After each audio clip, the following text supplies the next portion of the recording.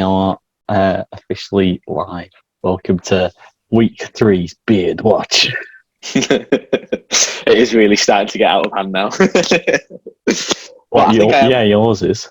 Yeah, I think I'm just gonna let it do its thing until we're officially out of lockdown to see how wide it can go. I think you should grow your hair back. Then I'd go from looking like, at least if the beard's a little bit out of control but the head's like freshly shaved, it looks kind of intentional. If I'm just letting everything kind of grow out and unkempt, it looks What are you trying to say? Look for me. No, but you see, my head's a lot. My hairstyle's a lot easier to maintain. It's literally just clip it straight back. Whereas I know you like to get yours styled. You get the little quiff going, don't you? It's kind of hard to do in the bathroom. I do nothing to my hair. But you're stuck with the beard, though. You're trying to grow it out. How are you finding it? It's no longer itchy. It's starting to get very bushy here. Right. Not too much going on like the cheeks, though, is there? Like, all right. Front. No, you'll get there, mate. It's like this bit. Still smooth, like a baby's bum. One day I'll be as manly as you, Jack. One day. Is that a regular size bottle, or is that a large one? I've just got tiny hands. I was going to say, because I saw you drinking it, it looks way bigger, and I was like, is the camera distorted, or no, it's a larger bottle, isn't it? It's a 660. I remember now, you get like this. Yeah. If anyone's interested, they are £3 for £5 currently in Tesco. Nice. Get down there. So, what are we chatting about today then? Today is the famed Desert Island Rums nice. category. So we're gonna just talk about a few of our rums that we would really like if we were stranded on a desert island, which kind of feels like we are now, I suppose. I was going to say, do you know what? All the things that I would put in my list, I would love to have to hand right now. And I think any that I'm going to name, I don't have any. In fact, I'm almost out of rum completely in my flat. I definitely need to I need to replenish the stocks. I have this much Ray Nephew left. Yeah, I'm down to basically like half a bottle of Bacardi, and that's it for daiquiris. I think these are rums that, for one reason or another, are kind of quite special to us, I think. And we certainly enjoy drinking them probably more than we should, shall we say. Oh, what do you mean? Well, if something's nice, you should treasure it. And we just kind of take it for granted and probably drink them. Oh, no way, man. I disagree with that completely. I think that we always like savor, just because that we got some more to hand, because obviously we work with a lot of these products and we're forever trying to find new stuff to get into stock and things like that. So we do quite a lot of tastings and sessions with people. I think any time that we have a rum, whether it's, sampling it with someone, or bottom line, if you've worked 14 hours on a Saturday, it's 3 a.m. and finally closed up and you have a seat and you have a little measure of rum. I think we savor it. I think when you say we enjoy it more than we should, I think that it's more, it sucks that we enjoy it so much because they tend to be slightly more premium, so they're a bit more expensive or a bit harder to get hold of sometimes. So you don't always have the luxury of just having it to hand, which is definitely a shame. Yeah, by the way, before we start this, if anyone wants to send us any of these rums... more than welcome. You can just DM us and we'll send you our address. And please get in touch. That'd be great. That really helps out. It really show your support to this podcast. Yeah, absolutely. Yeah, we're more than happy to. We're more than happy to do a review, do a little tasting session, interactive. It's all good. Yeah. Right then, let's get this underway. Do you want to go first, Mr. Mitchell? No. You can go first. And oh yes, such a gentleman. Always. Yeah, fire away. So do you have like because I have some rums that I have been kind of wanting to talk about and stuff like that, but I don't really have like a, you know, to 5 from, you know, favorite to, it's not like in any kind of order mine. Do you know what I mean? Like I just have 5. No, neither is mine. Stranded somewhere. Neither is mine. Okay, cool. Because I was going to say I'm going to have to try and figure that out on the fly, which would be very, very difficult. So cool. But I am starting off. All good. I am starting off pretty big though, so be prepared. We're going for the Caroni Velier bottling 21 year from 1996. Is it? Yeah, sounds about right. Yes, sounds about right. Yes, it is. For me, this is just incredible. Like, I think it's one of those rums that just makes me smile and it makes me happy inside. And there's a lot of reasons why, but I'd be very hard pressed to kind of put kind of a specific reason behind it. It's just an amalgamation of wonderful things all at the same time. I know certainly like the first time me and you tried it, Jack, I think we both didn't speak for a little while after we first drank it, which kind of says a lot, because usually we kind of come to a fairly immediate conclusion with things, or, you know. Yeah.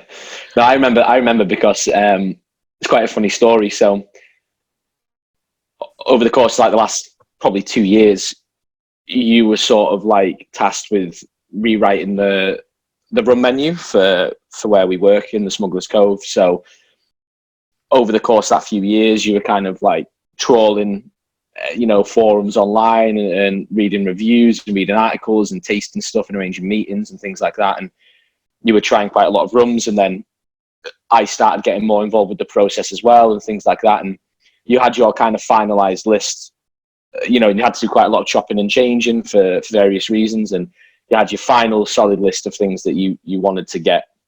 And naturally, a lot of them were things that you'd read a lot about and heard a lot about, but you were like super excited to try. So when the day came where we finally like got a big order of new stock in, we essentially like sat down, didn't we, and did like a massive tasting session, just sort of like worked our way through. And, you know, while we were doing that, we were like looking up information, or you already had a lot of notes that you'd taken and information that you'd gleaned from various sources and stuff like that. And we were trying all these different various bits, and the Caroni was certainly something that I'd never tried. I'd not tried like too similar of a style. What's the way to phrase it? I'd not tried a rum that was notable for having any kind of like similarities to something like Caroni. It really stood out to me as a very, very unique expression. Yeah, I loved it from the get-go. Unfortunately, it's the only one at the moment that we've really tried. Well, we've sampled a few that aren't like commercially available, haven't we? But we've not. There's a whole range of expressions that are still out there, and we definitely have to try as soon as we can. But yeah, the 21 years, fantastic. It's one of those things where if you could try and describe what it tastes like, I don't think many people would be impressed, or they'd be a bit like, why would you like that taste? Yeah, it is kind of got that sort of petrol-y kind of element to it. You know, I think it's 57.18%, so it's like Imperial 100 proof. It's boozy. It's kind of, yeah, it is quite petrol-y, but then at the same time, you know, it kind of blends together, like the oak. You've got like a bit of spiciness in there. You've got like some really old, almost going off fruit in there. And it's almost like a bit musty as well, weirdly. But for me anyway, but I think it's absolutely delicious. It's one of those things that is so complicated, and it stays with you for a while after you drink it as well. Which is really for nice. sure. Yeah, and the story behind it's so fascinating as well, because Caroni, it hails from Trinidad, and I think the actual distillery shut down in, was it like late 1999, early 2000s, something like that? So I think they actually kept making rum till about 2002. Okay. But it was like basically just fulfilling orders. They weren't sort of they weren't taking any new business, put it that way, Yeah. from around them. So as a result, kind of like all the stores that were left have kind of been bought up, haven't they, by various different distributors or kind of rum manufacturers, or a lot of people have bought up barrels, casks, whatever. They're aging them themselves or getting experimental and doing things with them. And notably, the Italian bottle of Velier, they've released like a whole range of different Caroni expressions. They don't tend to be very cheap. I mean, it is a very premium product, partially because they are getting very, very rare these days. So once they are gone, they're gone. I think the 21 year that we're talking about clocks in at about, is it like 220, 240 pound a bottle? Yeah, I think it's 240 at the moment. Something like that. They go right up to like, what, £2 a bottle? Yeah. And I think I was going to say, I think the 21 year is probably one of the cheapest ones. Right, I know they've got like an 18-year expression, a 17-year expression. There's a few knocking around. Yeah, there's even like you can't get it anymore, I don't think, or I haven't seen it for a long time. There's a 15-year of a very similar. It's basically like the same sort of bottle styling as the one we're talking about, but it's right. 15-year. Okay, cool. Yeah, but obviously that got released a bit earlier, so it's all gone because it's wonderful. It's one of those very unique rums that we'll just never see again. I mean, once. Yeah, I don't think it's the style. We've all drank it. It's gone, isn't it? Yeah, and I don't think it's a style that people would be able to like emulate. They wouldn't be able to kind of like fake it, if you know what I mean. Like, it's a style that is. I think it's very much ingrained in the culture over there from like what you hear about these things. They've got a very set and specific way of doing things. I think they guard it very, very heavily. I think they take a lot of pride and take a lot of care in doing what they do. I don't think it's something you could just copy. I think the real deal is very, very authentic. And if you were trying to kind of like, if you were just trying to sort of like fake that, it wouldn't work. Do you know what I mean? Like, the product wouldn't taste good. It's like you were saying before with your descriptions. I get very, very similar kind of like tasting notes than you do. And as you say, description wise, it doesn't always sound that appealing, but it really, really works. However, I imagine you can get it very, very right or very, very wrong. And if you got that kind of style very wrong, it would be awful. Do you know what I mean? I don't think there'd be any in between with it. It's either going to be absolutely amazing or it's going to be terrible. I don't think there's any kind of in between, and that's why I don't think you would get an average Caroni expression. It'd always be amazing. Do you know what I mean? Yeah, I think it would take a lot of time and a lot of trial and error to kind of recreate what they had in the old distillery. I mean, it's a wider thing for Trinidad. It's so sad that they've only got, I think in about 1950 or 1950s, they had over 50 distilleries there. And now they've just got Angostura. It's a bit of a shame. But it's kind of the way everywhere's gone, really. You know, you look at Guyana, etc. What was the reason behind that? Was it like, did Angostura kind of like monopolize it and buy up a lot of the other distilleries, or was there just less demand for the product, so they closed down? I think it was more to do with the sugar industry, really. Okay. So rum really wasn't that huge, I don't think, in the 50s, really, apart from stuff like Bacardi, maybe. I don't think a lot of people were drinking sort of Trinidad rum at that time. So it's a bit more to do with sugar, I think. Okay. Than anything else. That makes sense. Yeah. As far as I know, anyway, but feel free to comment and correct me, by all means. Anyone knows a bit more about the history of Trinidad, feel free. But yeah, so it's over to you, Jack. I think we've waffled on enough about that wonderful rum. Do you want to, let me think. Okay, so I've got my little list here. I think my first one is, and funnily enough, when it came to that big tasting that I was talking about before, and the kind of when we got like a whole massive stock of new rums in to try, this one was also in the list. So it is the Worthy Park single estate. So there are a whole different. There's like a whole different range of these, but the one particularly that I really like is the 57% ABV variant. That I'm not sure if you can get it anymore. I know that we still have a bottle in Smugglers, but commercially, I'm not sure if we can actually get it. I've been looking around everywhere because I've actually been looking for a couple of bottles to kind of treat myself to, and that was first on the list. Just I can't seem to find it anywhere. They do have a slightly lower alcohol version. They've got one that clocks in at 46%, and it's actually one that I've not tried before. It won Spirit of the Year for Whiskey Exchange last year. So. Yeah. Well, there's a lot of hype about it. I'm sure it's great. I mean, it's probably going to have to be what I go for, given that I can't find the stronger variant. And it'd be nice to see how they differ. But from experience from like rums that I've tried before, when they have like an overproof version, say like Hampden, for example, and the Hampden Overproof, I think that's very similar, right? So I think the original Hampden is like 46 or 42. I think it's 46. But then the Overproof is 60, isn't it? So I always just remember the labels. So the regular one is the green label and the Overproof's the red, or like the red and yellow. The Overproof is just, in my opinion, it's so much more satisfying. I don't know, that higher ABV somehow adds like an element of like sweetness. It's amazing rum. But yeah, the Worthy Park, for me, I think it's more of just like it evokes a lot of very positive emotions, if that makes sense. So this is a rum, despite its strength and also despite the fact that it's from Jamaica, and it does have some of that kind of funk and that sort of heaviness that is associated with Jamaican rums.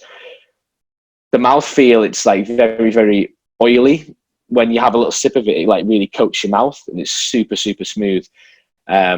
For anyone that's ever drank like Campbelltown whiskies before, very, very similar kind of mouthfeel to that, and it's something that I really enjoy.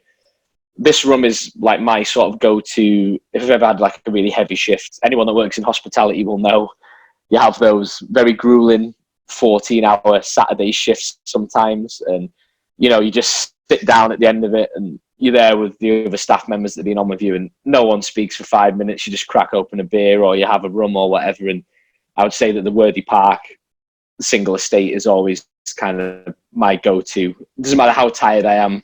Sometimes there are some rums like the Caroni we were just talking about. It's an amazing rum. If I'm literally, if I'm running on steam and I'm, is running on steam the right phrase? No, absolutely not. I was going to say running on steam is like being really energized, right? If I'm shattered, running on empty, you mean? running on empty. If you've been working all day, you just want to relax. Don't get me wrong, the Caroni's great, but it is very heavy. Something like this. It's just very complicated. You have to think about the Caroni, whereas. Yeah, and the things with the Worthy Park, I mean, it's still very complex. There's like a lot of stuff going on there. But I don't know, it's just something about the mixture of that mouthfeel, and then there's like some fruitiness that shines through as well. And it's just, I mean, it's a fantastic rum. Once again, like for me, this is brilliant. Like I've got the next thing that we're going to talk about is probably edges it for me, but it is very similar. But I think Worthy Park it's a great kind of distillery. Everything they're chucking out at the moment is just really, really good. And they make a lot of room for other things as well, and blends and stuff like that, and other bottlers. But it's like it's typically Jamaican, but like Jack said, this is just on the smoother side for the ABV anyway. It's 57%, right? I think it's either 56 or 57. Yeah. It's so easy to drink. Like you don't really have to worry about it too much. You can kind of, like Jack said, it is complicated, but if you kind of don't want to think about it too much, you can just sit there and drink it. It is. Yeah, it's such a nice mix of this. Go on, good. Oh no, you crack on. No, I was just going to say this is kind of almost like it's really hard to describe, but there's such a nice balance of the sweetness, but then there's like the heavy pot still kind of notes that really linger as well after you've drank it. So it's got like it's really nice and sweet, and then it's got that really long finish. And as I say, because it's so oily, it just coats your mouth, and it just lingers, and it's so pleasant. It certainly sticks around for a little bit, yeah. You know, it's such a great balance of that, like, sort of Jamaican, a lot of funk and stuff, and sweetness and oakiness, and that oiliness just kind of like, it makes it feel very classy. I think it feels like a very classy rum to drink almost. And they do have a lot of other, I'm pretty sure they've got an expression, like a port cask expression, do like an Oloroso, the Oloroso sherry one. I think they've got a few different variants that are out there, so it's something that for a while now I've been thinking I definitely need to try, and I'm going to look into getting a few different bottles and seeing how they all shape up. When it comes to any kind of like cask finishes or just fully aging rum in different casks and getting experimental, I feel like, you know, people can almost overdo it sometimes, and it can kill the character of the rum a little bit. But I imagine a brand or like a distiller like Worthy Park, I imagine that they get the balance right. So yeah, I think the sherry cask is sort of next on the list, because that tends to be something that's quite easy to drink as well. If things have been finished or aged in sherry for a while, it adds again some more fruitiness and a little bit of sweetness, and sometimes it can be overpowering if it's not done right, but I feel like that will be a really nice kind of blend, and that mixed with the already kind of solid foundations of that product, I think it'll be a really nice mix. I think the closest thing you can basically get to it now, if you don't want the 45% version, is there is a 56% version that's the 12-year Worthy Park. That's a touch more expensive. I mean, I think it's $110 a bottle. Just having a little cursory search. It's probably going to be similar, kind of quite mellow, in terms of sort of Jamaican rum, where it's like very in your face. I imagine it's quite mellow, but there's still enough there going on that's going to really keep people interested. Which again, I don't think me and you have tried that yet. But I would love to try the 12-year Worthy Park. I think it'd be something that might even change our mind on this particular rum, and we might be like, this one's better. I always like to be proved wrong. So yeah. So what did you allude to then that might trump that choice? I think you know what I'm going to say. Fire away. Hampden Overproof. 2 words. Solid choice. It is a rum that, again, we tried it in this ridiculous... Was it 18 rums we tried? Yeah, well, initially we were going to kind of segregate it out, and we were going to do like 2 or 3 at a time, because we got like a very large order in from Specialty Drinks. So it was like Whiskey Exchange's sister kind of company, isn't it? They're somehow linked. So that's where we get quite a lot of our more unique and interesting bottles from. And it was like Christmas. We just had this massive parcel, well, several parcels delivered, big boxes. And it was one of those where we tried one, and then we're like, okay, we'll maybe give 1 or 2 of these ones a go. And then before we knew it, we were just there all day, all night, sampling them and comparing, contrasting. And yeah, I mean, we've been waiting so long to try some of them, and it was just there's so much variation. You're just never going to get bored, you know? That's what's so amazing about rum. You're never going to try 5 or 6 bottles back to back, and they're all, there's going to be so much variation. There's going to be so much difference. Yeah, I'd be very surprised if you started getting bored and thinking, oh, that's a bit samey. It's like when we talk about these rums, you can't compare them to a certain extent, because they're all so different. Do you know what I mean? Like, I totally understand that, you know, you saying like this Hampden maybe trumps it slightly, whatever, but they're just 2 different rums. Do you know what I mean? There'd be different occasions or different points in time where I would much prefer one or the other. It completely depends on my mood and the setting and stuff like that. All amazing products, just different, and that's what's so good. Yeah, I'd agree with that 100%. I think me and you have spoken about this quite a lot, whereas you prefer the Worthy Park and I prefer the Hampden. I think there's, in terms of like, it's what you usually enjoy drinking more. I don't know, there's just something about that Hampden Overproof. Well, that's the thing though, because you say that, and there's been times when I've been like, hands down, it's definitely the Worthy Park that I prefer. But then there's been, say I've gone a month and I've not had the Hampden, and then I'll have it and I'm like, oh, you know what, that is actually really, really good. And it completely depends. It completely depends. Like I imagine if I had a bottle of the Worthy Park right now and I had it in my flat, and you know, once a week I was having a little sip of it or whatever, and I'd not had the Hampden for months on end, I'm sure that when I then went to it, I'd prefer the Hampden, and that would be my preference. And yeah, I think it kind of depends on the mood a lot, but I think my default would be I think I prefer the Hampden.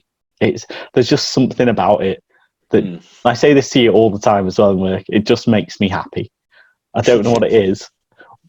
I know what it is that they put in it, but they must put some secret add ingredients in there that happiness. Happiness invoking. Yeah, something like that. You know what? It's such good value. Like, I'm just having a look here. I mean, you know, it's not cheap by any means. $79.95 on Whiskey Exchange, but you know, it is 60%. It's amazing quality rum. Like, it's not that expensive.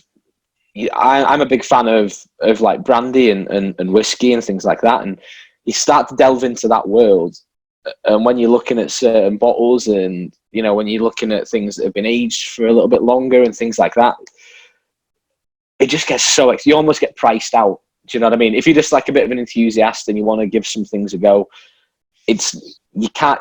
sometimes you just almost you just get priced out of the market. Whereas what's so amazing about like a lot of these rums that we're discussing, as I say, they're not cheap by any means, but it's not completely just like out of the realms of possibility. I mean, like, we, more often than not, if there's a bottle that we see that we like, we just split it, don't we? We've got like a little bit of a thing going where, like, you know, you'll get a bottle, and then, you know, a month down the line, then I'll pick a bottle, and then I'll get that, and then we'll both drink them together and see what they're like. And yeah, it's affordable.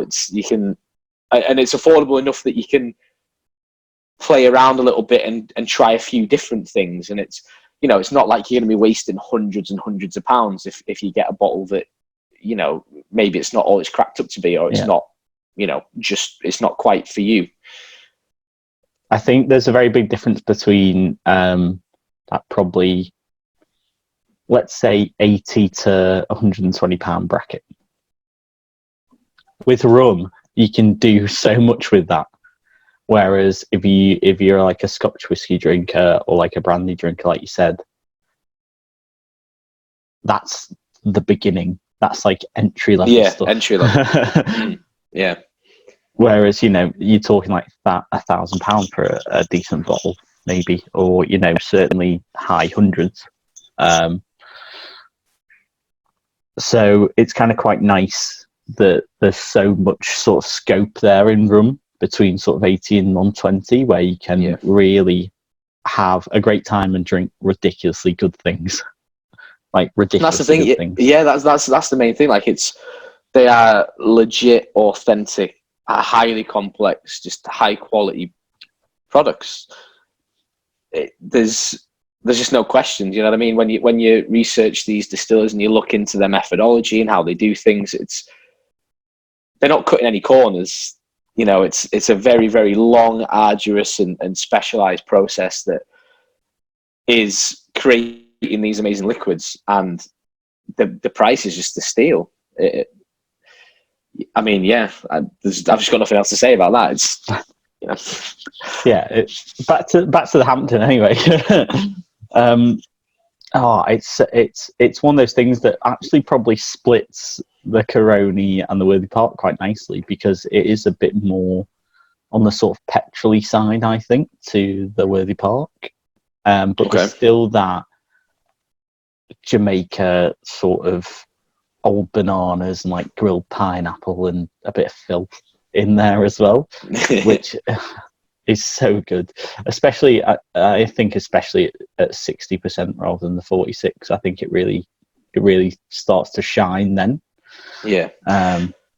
Well, Hampden are really kind of well known for their long fermentation process, aren't they? Right at the start, before the kind of distillation. They've got their kind of signature Dunder pits, which we won't discuss that now, but it's maybe something we could get into in the future. But that's those kind of different pod, yeah. yeah. Those kind of elements end up creating a really, really unique and complex, final product. And it's only recently they actually started releasing their own stuff. They I believe in Jamaica they're not overly well known yet. I mean, Jamaicans I imagine drink in this the last stuff quite a lot. This going. I imagine in the last couple of years it started to pick up some traction. Yeah, I think so. I mean, you look at sort of like people like Christelle and stuff who are really getting out there. So, but yeah, it's one of those rums that is just Jamaica through and through. Overproof, which I think I really enjoy anyway. What more could you ask for, right? Well, yeah, it ticks a lot of my boxes, but fundamentally, it does just make me really happy. It just puts a smile on my face every time I drink one, regardless of I've done no work that day or, like Jack said, you're running on steam. Definitely not running on steam. I'm certainly not running on steam after a 13-hour shift, 14-hour shift, put it that way. And regardless of time, situation, place, it will always just put a smile on my face whenever I drink some, fundamentally. So that is why it's on the list. Solid. Jack Mitchell, go. All right. So next up for me is something from El Dorado's Rare Collection. So again, going back to our monumental tasting session, one of the rums that we got in was the El Dorado Enmore. So this is a 1993. So it's 21-year-old, and this one is a little bit harder to come by. It was a lot smaller of a batch. Kind of biased because 93, the best year. Whether it's for rum making, being born, And you picked the Enmore, I believe, because, well, they've got a few different variants, right? So they've got the naming of all the bottles refers to the stills in which they were created, and El Dorado operates out of the Demerara Distillers. Well, it's like Diamond Distillers Limited, DDL. Yeah, it's all Guyana as well. Yeah.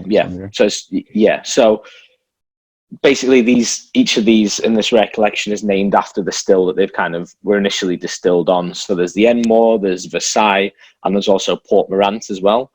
Now, I believe you went for the Enmore because from reviews and information that you sourced, you figured like this one would be the most accessible to kind of like consumers that were coming into the bar. So in that collection, by the way, this is actually on my list as well. So that kills two birds with one stone. Yeah.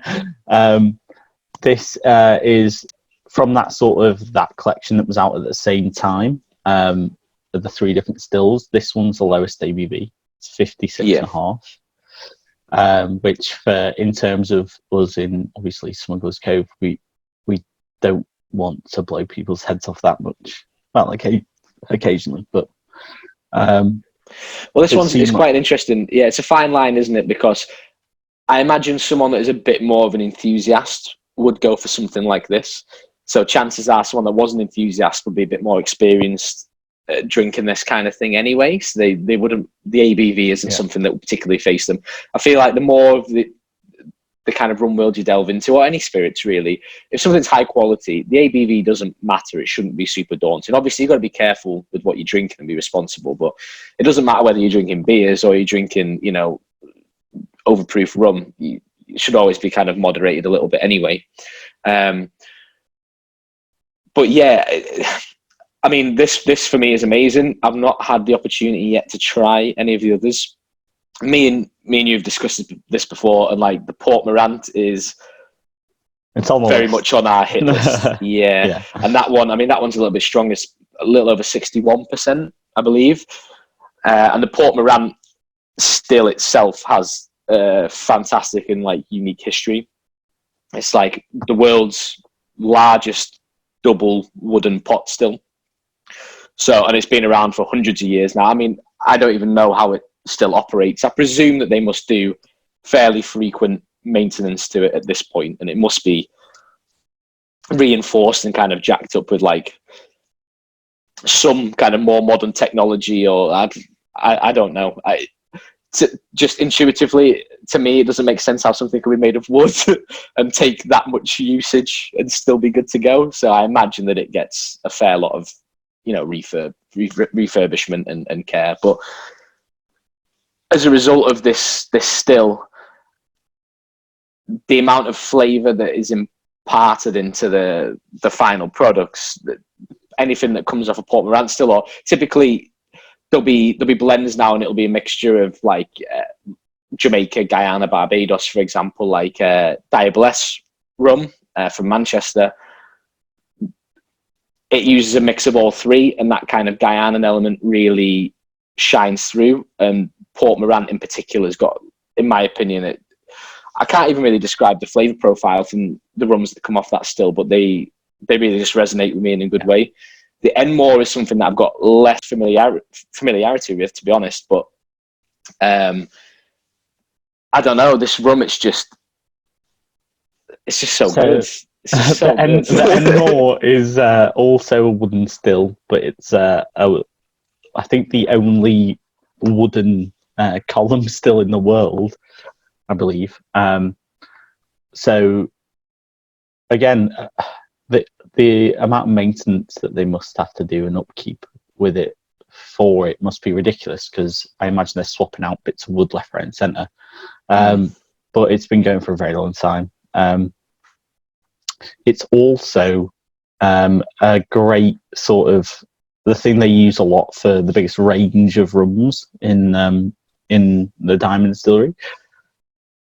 So they can make quite a light rum with it. They can make quite a heavy rum with it as well.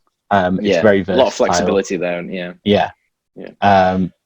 And it's named after I think the guy that made it, maybe, or the guy that owned the distillery at the time. It's Edward Henry Porter, which you might see knocking around. It's like EHP, they shorten it to.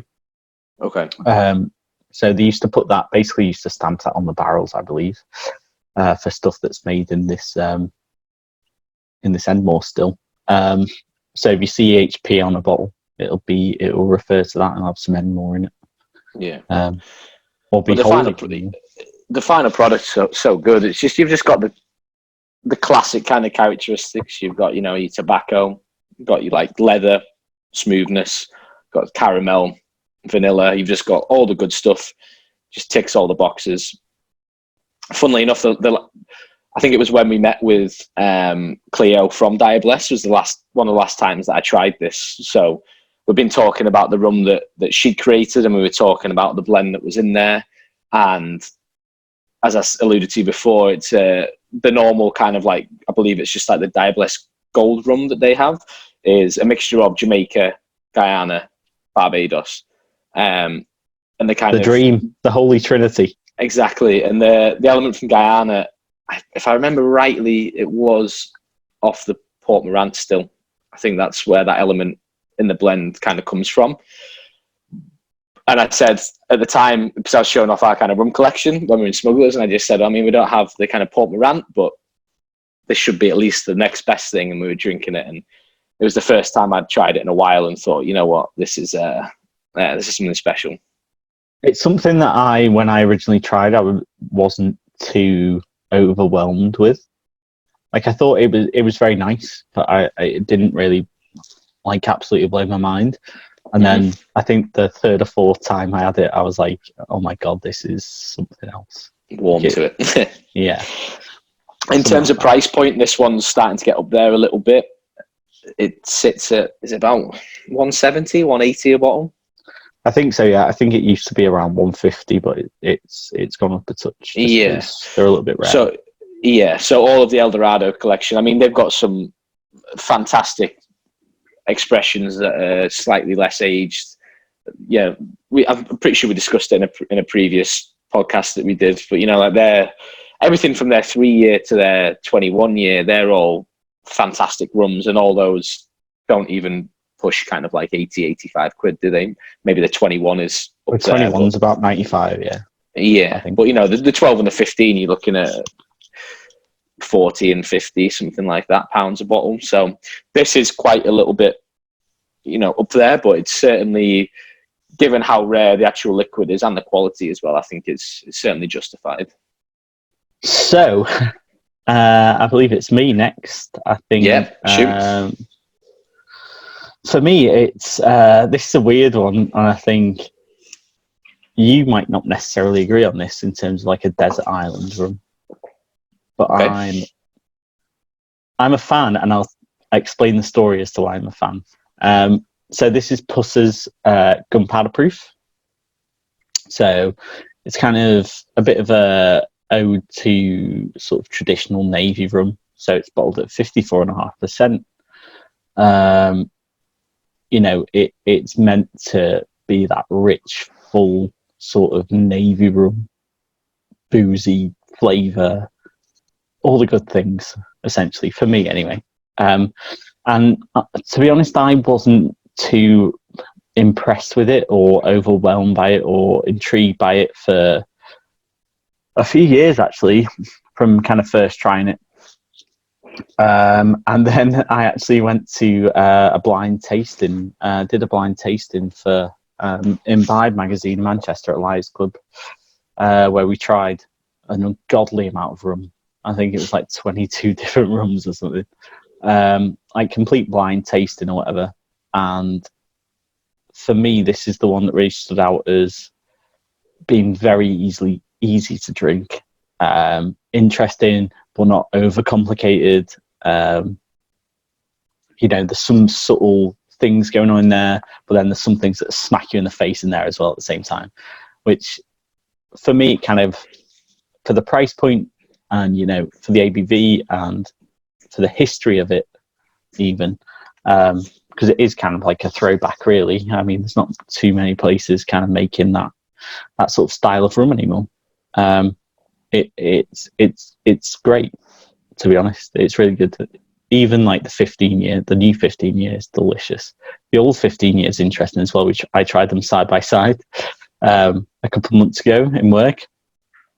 And I think the old 15 year has a lot more Barbados in it, whereas the new is a bit more, I think it's a bit more towards the Carolina side, which is very interesting. But the new bottle is way sexier than the old bottle. It is slick. Yeah. It's important to note as well with the gunpowder proof Pussers, very essential ingredient in a painkiller. Jesus. Yeah, I know. It's been a while, you know. It's been a while since I've been behind the bar, so blanking. Jack's forgotten all cocktails now. That's it. Tell me about it. His career's over. I don't mess around with it too. Well, when I say mess around with it, I don't really drink Pussers too much neat. However, I am a massive fan of a painkiller. Doesn't seem that way, given that I can't even remember the name, but I'd say right now... Painkillers are great, and you can only make them with Pussers, is the thing. Really. Yeah. Well, I mean, technically you can do it with whatever you wanted, but there's something about the flavour profile of that particular rum. It's great for anyone that's interested. It's literally just a case of a little bit of orange juice, pineapple juice, you got some coconut cream in there, and then a nice heavy measure of Pussers gunpowder. Shake it all together, strain it over some cubed ice, and you're set. It's super creamy, but it's boozy. It's got that heavy Navy rum kind of backbone to it. It's a really, really good cocktail. It's almost like a kind of jacked up pina colada in a way, with a little smidge of orange juice in there. And more often than not, it's garnished with like some nutmeg shavings on the top, which I think does actually add to the drink as well. So for anyone that's it adds that extra dimension. Yeah, definitely. Really, really, really solid cocktail. So I mean, I've not drank. Well, I say I've not drank too much Pussers Gunpowder, but I've drank plenty of painkillers. Probably what's causing the memory loss at such a young age. Too many painkillers. I believe that's. Let's not get into politics. That's America's opiate crisis. Box off. We're took a heavy turn. Yeah, I don't know why I went there. There's too much time, man. With this quarantine isolation vibe. But yeah, Pussers is one of those things. It's so versatile for me, anyway. Never mind just drinking it by itself, which I don't think a lot of people would enjoy. I mean, it's 55% nearly. Certainly it works very well with, pineapple juice. Even probably in a daiquiri, actually, it'd probably be quite nice. Be interesting. Yeah. It'd certainly be a good take on one.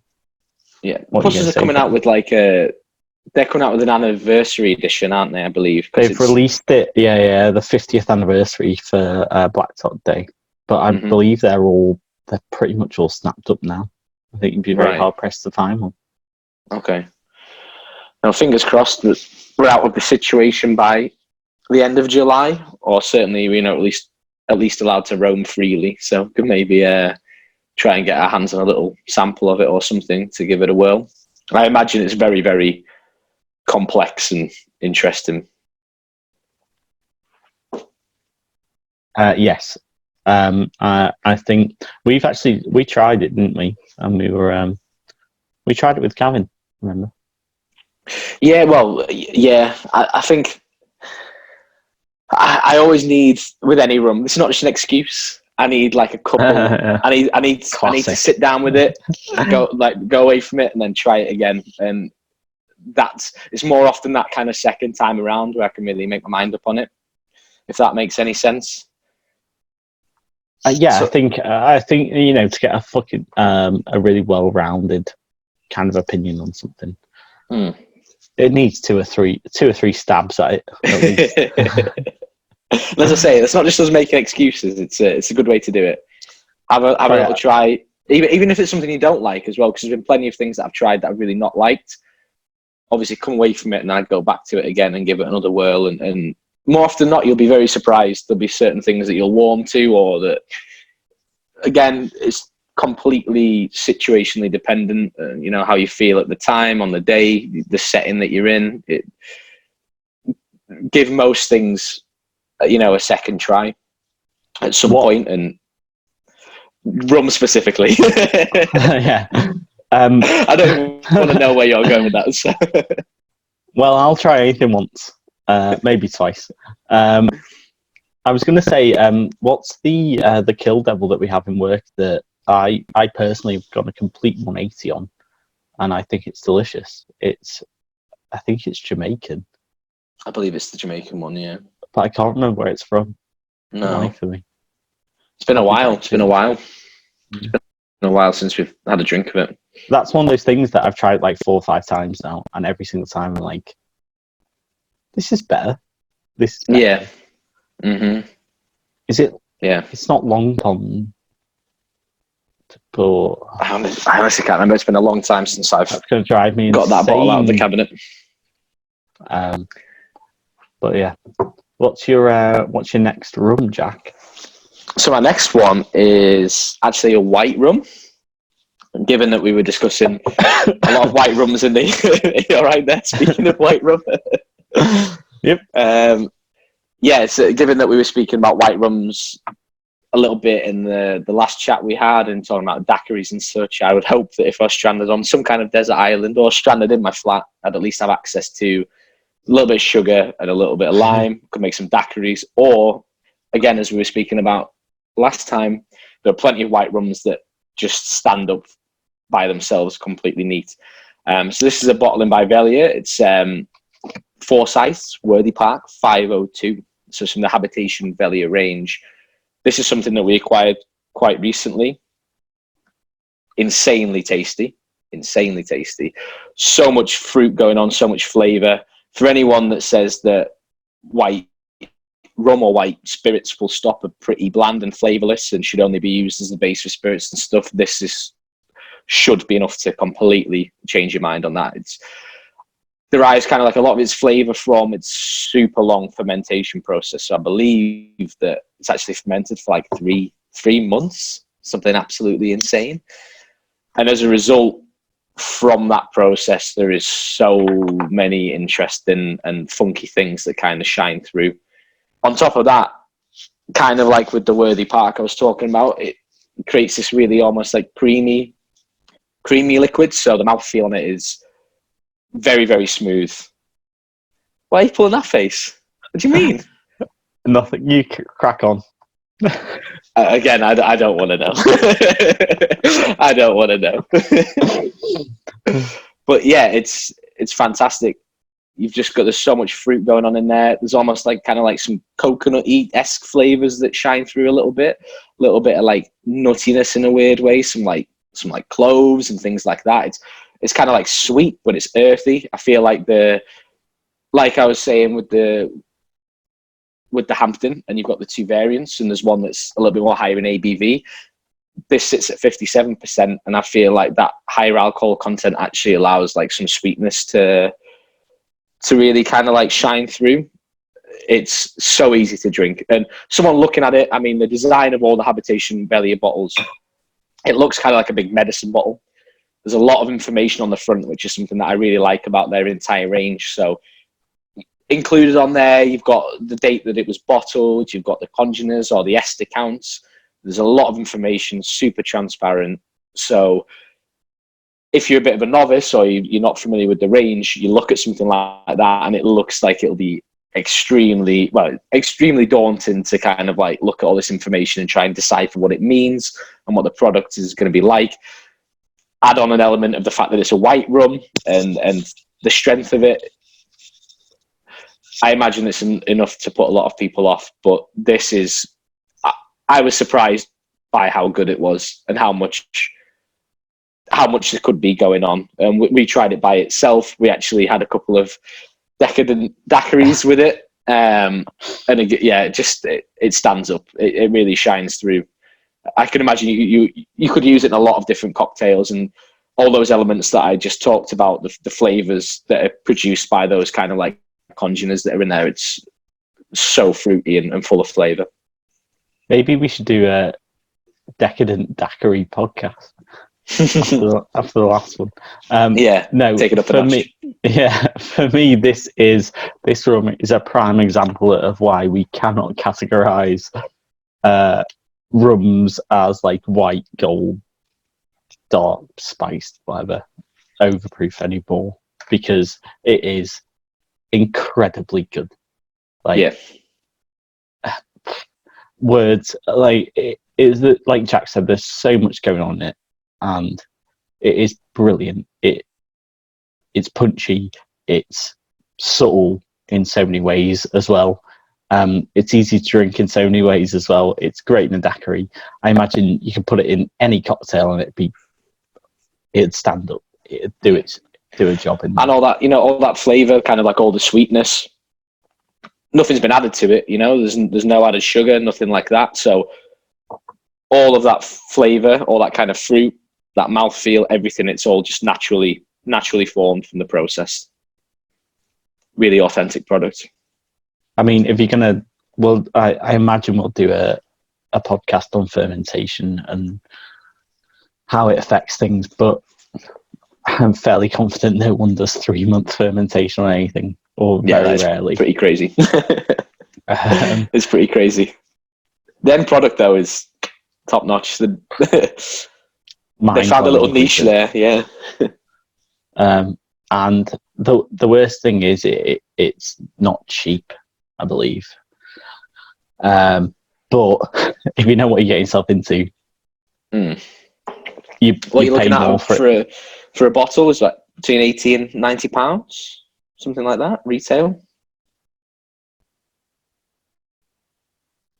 Having a little Google.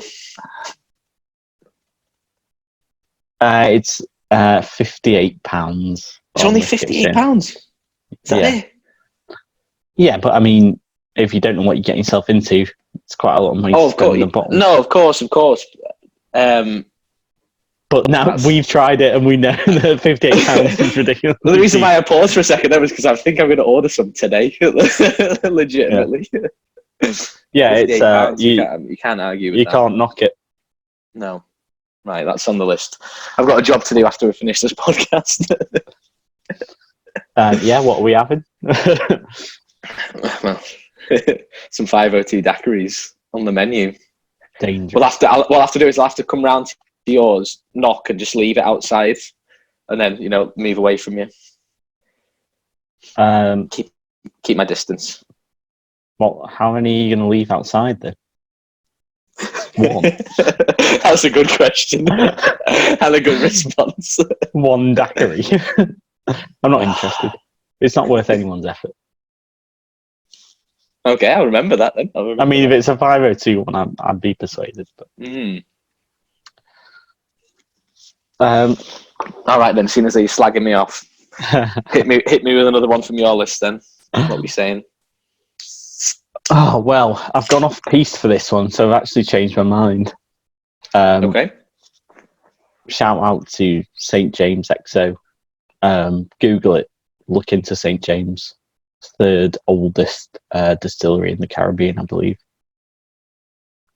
Incredible stuff coming out of St James, but it has to be Clairin Sajous. So we spoke about this before. Maybe I think on the last podcast when we were talking about daiquiris. It'll be when we're talking about daiquiris and white rums and whatnot. Yeah. I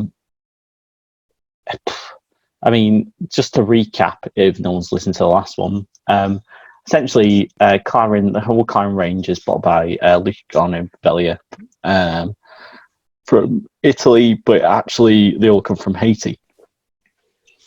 And they're all essentially named after the farmers that grow the sugarcane in Haiti. So the Sajous is named after Michel Sajous, that owns a 30-acre sugarcane sort of farm, I suppose. Farm? Is that the right word? Are they wild animals? Sugarcane. I don't want to say plantation because that's slavery connotations, you know what I mean?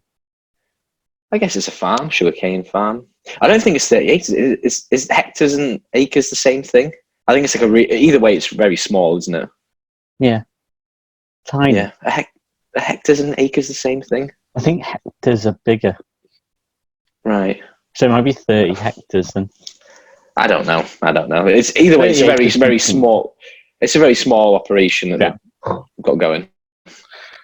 Very small operation, very small sugarcane. I've seen photos of it. It looks like they make it in a shed without sides, without walls. A wallless shed, if you can imagine that, in Haiti. And what they essentially do is just crush sugarcane, boil it down, I believe, into sugarcane, kind of like sugarcane syrup, and then ferment it, distill it, bottle it. That's it. No aging involved whatsoever. It's a very, very rustic, very what's the word? Uncomplicated process, probably. Yeah. A lot of people kind of use the phrase like, I don't really like it, but like that sort of artisanal, where it's a lot of it's kind of done manually. It's not really like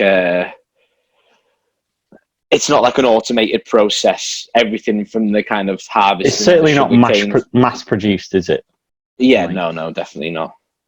And what I really like about Sajous, very similarly to the 502 I was just talking about, is all the flavour that you get from it, and you get a hell of a lot of flavour from Sajous. It's all derived just from the fermentation process, basically, and the distillation process. Nothing's been added to it. There's been no tampering whatsoever. It's purely just a product of the distillate itself. So like you were saying, they ferment it. They basically get the sugarcane juice, and then they actually concentrate it where they basically like heat it with some kind of like leftovers from the sugarcane that they've harvested. So it adds like some extra flavour. Are you okay over there? Yeah, I'm fine. Technical issues, bear with. But yeah, it's it's certainly it's the least messed with probably rum that you'll be able to kind of commercially buy, I think. Yeah. I think in some ways it's almost like a bit of, there's some similarities to like mezcals that are out there. And a lot of other agave spirits. What I really like about those is the flavor, that final kind of taste. It is all derivative of the raw materials that are used to make it. And I think that nowadays that is really what I favor. I'm not a massive fan of something that is like a flavored, it's had a lot of additionals added to it. I really like it when it's the raw ingredient that shines through. And like Sajous, they've got some very, very unique sugar cane that's growing in that small area, don't they? And again, the methodology and the way in which they make it, and they kind of like concentrate down that sugar cane juice, it creates a very, very unique final product that you wouldn't be able to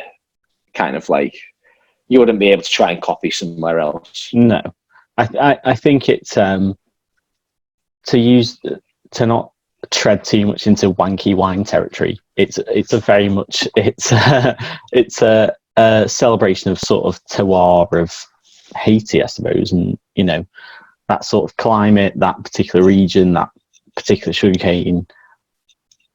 They don't fuck with it at all, really. I mean, they're essentially just getting that flavour of that sugarcane and literally distilling it into alcoholic booze liquid that we can drink. And you really get that when you drink it too, don't you? It's just like, pow, this is it. No messing around. And we've not even spoke about what it tastes like yet. Well, good luck describing that. How would you describe it to someone? Jesus, I mean, there's so much stuff going on. There's that vegetal kind of traditional agricole sort of flavour, but that's kind of takes a back seat, I think. It's not too in your face, unless if you try like Trois Rivieres, they're just their blank, which is 50%, I think, which is less than Sajous usually is. That's way more that vegetal sort of taste, whereas this has got like weird like underripe banana going on in there. There's some other weird fruits going on, like tropical fruit going on there. There's almost like, I always get like a weird like creamy note to it, which sounds bizarre, but it's in there somewhere. I think that's kind of a note of, I get that with a lot of agricoles. I feel like must be some kind of like product of, using sugarcane juice or syrup rather than molasses. There's that creamy, it's that kind of slightly thicker actual like, final product, mouthfeel, and also as well that kind of taste as well. I always get a little hint of that. So again, this is super smooth, even though the flavors themselves smack you in the face. It's not harsh in any way. It's one of those things where I think you probably need to warm up to it. I don't think any sort of person could really be a novice rum drinker without trying a few other different things and trying things that maybe like sort of usually sits around 54% whenever they release it.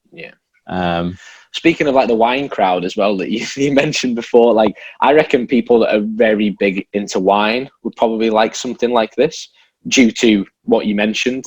I think there's a lot of flavor profiles that are derivative from the region that it's come from, and I feel like a lot of kind of wine enthusiasts would be a fan of this one, despite the fact that it's a white rum and it's strong. And I think for them, if you drop put a few drops of water in there, I think it will probably sit very well with them. It'd be very interesting to see what they think about it. It's really nice as well. Over here. In my opinion, I think it's really cool that they pay quite a lot of homage to the producers, as you said. It's named after the people that actually are producing it. The bottles themselves are very, very slick. They come in quite tall, like skinny bottles. I believe that the artwork that's on there is all locally it's like Haitian done. artists, Also, the bottles look incredible.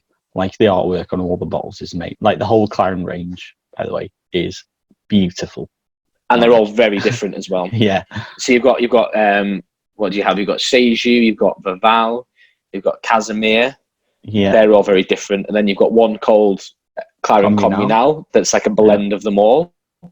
And there's also they run a really cool competition for bartenders. It's like the Clairin World Championships, and people kind of like get together. I don't know the ins and outs of how they work their way through to the final, but I believe that whoever kind of wins the comp gets to release their own bottling style.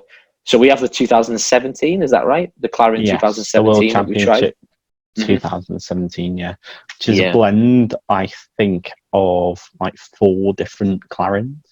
Okay. That basically the people that won this cocktail competition that year got to blend together, which is quite exciting. Yeah. So it's really cool when, from a bartender's perspective, when there are people out there that are running stuff like this, gives you a very interesting opportunity. And it also kind of like keeps the creative juices flowing. There's always new stuff happening.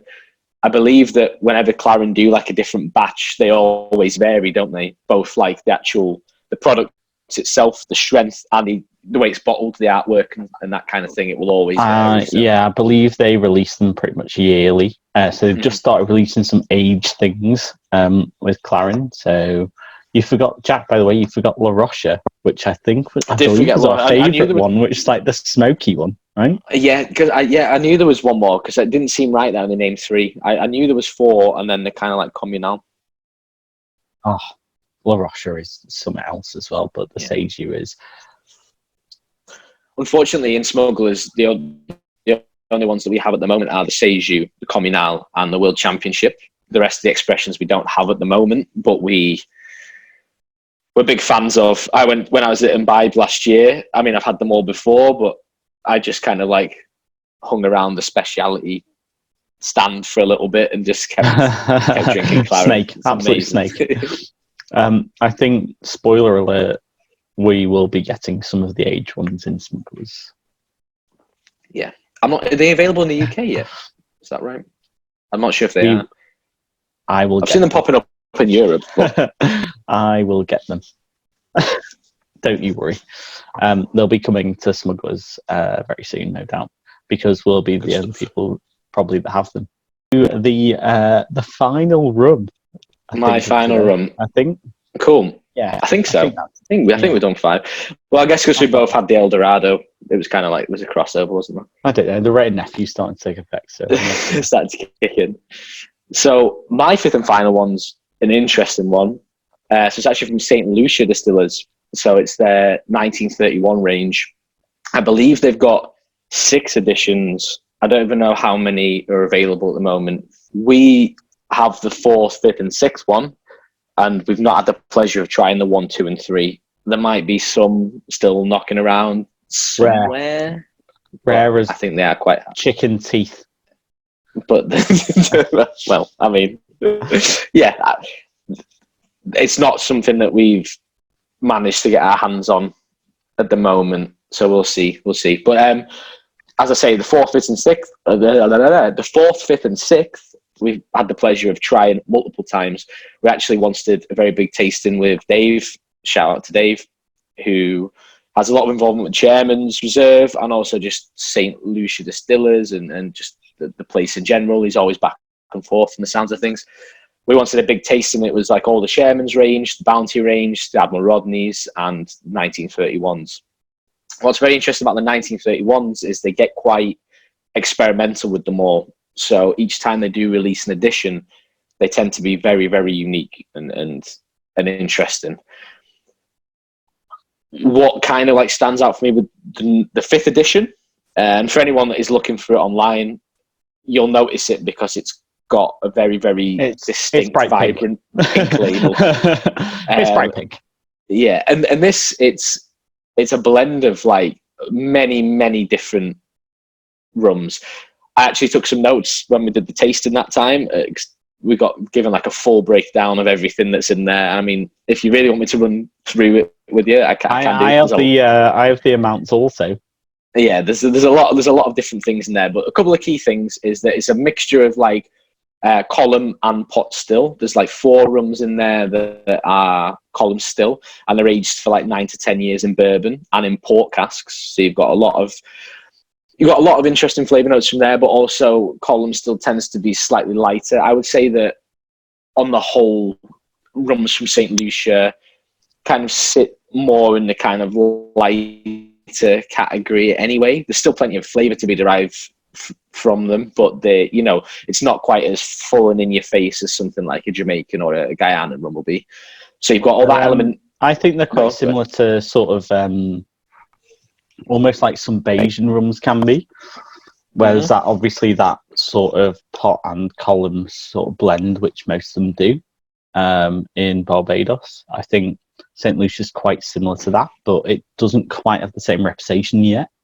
But I think there's certainly some good stuff to be had with them, and this is a prime example. Yeah, for sure. So I've got my notes from the time when we had a little tasting, so I do it justice and don't mess it up. But so you've got those column still elements there, and then there are a few different pot still elements that are in there as well that really contribute to a lot of the flavour profile. So you've got a kind of blend of rum from, well, it's not a blend, it's one of the rums in the blend is from what is known as the John Doe pot still. So that's very, very flavourful, and then that is an aged in bourbon, ex-bourbon casks for 10 years. So that is creating a lot of flavour. Next up, you've got something from what is known as the Vendome pot still. It's basically like a 2,000 litre pot still. And that, I believe, is also aged for 10 years in bourbon. Yeah, that's like a 10-year bourbon mix. So those together, by the way, make up just over half, about 53% of the blend. So that's what I was going to say. So basically, you've got like those 2 elements that I just mentioned, and then an extra element is kind of like a mixture of those 2 together that have basically been separated straight after distillation, and then they're set aside to age. But one of the most interesting things about this is that there is also an element of agricole rum in there as well, which I believe that St. Lucia don't do too much of. I think it's quite rare to come across. I've never seen a release because St. Lucia Distillers are the only distillery on the island, I believe. Certainly they export anything. I've not heard of anyone else. As far as I'm aware, they do not commercially release any alcohol whatsoever. So, yeah. So there's that kind of element to it as well, and I think that not only is like a bit of agricole rum in there, but it's also aged in ex-bourbon for kind of like 6 to 7 years, which there certainly are some more aged agricole products that are starting to come to market. I think as a whole, agricole rum is it's on the up and up at the moment. It's gaining some more popularity. A very notable example is like Trois Rivieras. Their 12-year is fantastic. It was very close to making this list, put it that way. I think by one or both of us. It's one of those things that completely will change people's minds on agricole. I think don't get me wrong, it takes a lot of drinking it, I think, to get used to it, especially with our British sweet palates. Yeah. So in total, in this kind of like whole mix, you've got like around 80% has kind of seen bourbon for sort of like 7 to 10 years. You've got around 18% of the overall blend that's seen bourbon for 9 to 10. You've got like 4 to 5% that's seen port casks for almost 10 years as well. And then you've got the agricole that's in there as well. So you've got this whole massive, funky, complicated blend that's going on. I believe it's about 9% agricole, sorry. Is that right? Yeah. Okay, yeah. Cool. So all in all, it just creates, I mean, the bottom line that from all of the elements that we just kind of mentioned, the main and most important thing is the end result. It's it's not, despite sounding superly. Sometimes whether I'm making cocktails or it's blends of rum, I feel like sometimes it can be a case of too many cooks spoil the broth. If you can add A, B, and C, and they're all absolutely fantastic. But if you add them all together, the elements that really make each one of those things individually special, they kind of all get lost in translation. Do you know what I mean?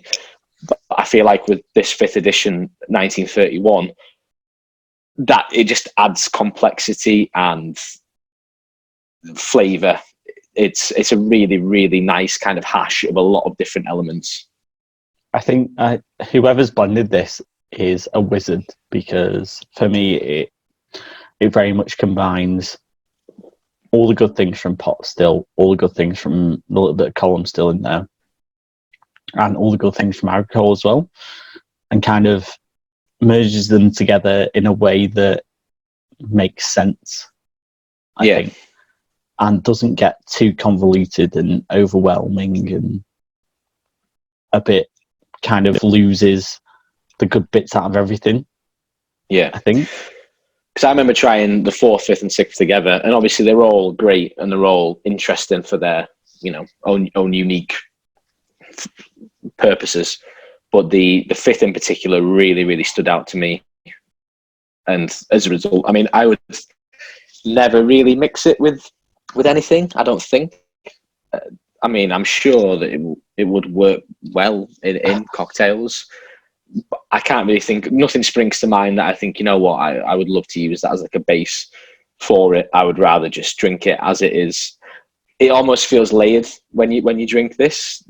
You get hit with a lot of different elements, and it's so nice. And it takes. Go ahead. There's a nice structure to it, I think. That it's nice. You kind of get everything in order. For me, anyway. Like whenever I've tasted it, which is only like 2 or 3 times really, but it's very structured, and it's like you get your nice St. Lucia pot still stuff, you get your nice St. Lucia column still stuff, and then you get that little bit of agricole, like dry finish almost. But yeah, certainly. A lot of tropical vibes. Not had the pleasure of going to St. Lucia just yet, but fingers crossed in the near future it'll be something that I would certainly like to sit on a beach and have many a few sips of that. Yeah, for sure. Very many. So I think that's my 5. Certainly my 5 for now. What is great, again, like about rum, just on the whole as a category, this, if you came to me in 6 months, my answers to this question will be completely different. I agree, and it's not because there are things that come out that are better or everything's just different. Everything's just different, and it's constantly evolving and changing, and there's more new things out there to try. It's a really, really it's a very exciting time for rum. I feel. I think you have to look at like our palates as well. Like they kind of differ so much from probably when we first tasted all these things to now. I think it's probably completely different. And it's been like, a couple of years for some of them. It's certainly changed a lot, and it's interchangeable, like stuff that we enjoy. Like you go through phases like anything. Like, sometimes I'm drinking a lot of Smith and Cross, sometimes I'm drinking a lot of Hampden, sometimes I'm drinking a lot of Worthy Park, sometimes I'm drinking a lot of agricole. Like it kind of varies on the time, the mood, the place, I suppose. But we've been starved of rum, if anything, for the last couple of weeks. So. That is absolutely it. Like I said, I think I'm going to have to look online and maybe place a little order just to keep me going, especially after discussing this today as well. Like some of the prices, for me now, are kind of mind blowing. It's not something that we always look at buying, given that we are fortunate enough to have it to hand. So sometimes if you want to play around with something or have a little drink, and sample some things, it's there. So you don't always think about a little one, maybe having to maybe having to get yourself a full bottle in and whatever. But who knows how much longer we're going to be in this situation? And I'm like, as I said, my rum store's depleted, so I think now's the time to stock up. So how do you want to drop it off to me? Like, you're just going to leave it outside, covered in sanitizer, and I'll collect it all? Well, after the last comments you made about not appreciating my 502 daiquiris, I'm not going to bother stopping by. Angry. Never diss a man's daiquiris, apparently, because it's going to cost you rum in the long run. So, Jack, you're doing the whole spiel this week of where to follow us, where to find us, etc., etc., etc. Yeah. Okay. Cool. I was going to say, like, I feel like, well, we've not seen each other. I mean, we've not seen each other in person for a while. Who are you again? This is. I mean, we've not done this for the last week, so I feel like we've got a lot to say to each other. So this might have dragged on longer than we thought probably. It would initially. So on Instagram, just Rum With It, all one word. You can follow us there. On YouTube as well, we've got the same name, just Rum With It. You can follow our channel. We've got our previous 2 podcasts that we've done on there. We'll obviously be uploading this one as well, and more in the near future. We are planning on doing some specific kind of, like, as we alluded to earlier, we were talking about maybe doing like one on distillation, one on fermentation. We might also actually get some guests on the podcast at some point and talk about specific products or brands or cocktails. As always, if you've got any questions, feel free to leave them in the comments. If you know us personally, obviously drop one of us a message if there's something you'd like to know about rum, or you want us to speak about something specifically. It actually helps us a lot, because we quite often go off on little tangents, and if we've got a set structure and we've got things that we want, or we've got like lined up to discuss, for us, the more specific the better, I think, because we do absolutely get distracted very easily. Yeah, absolutely. So if there's anything you want to know about, and we can go as in depth as you want. Which I think, what else we need to cover?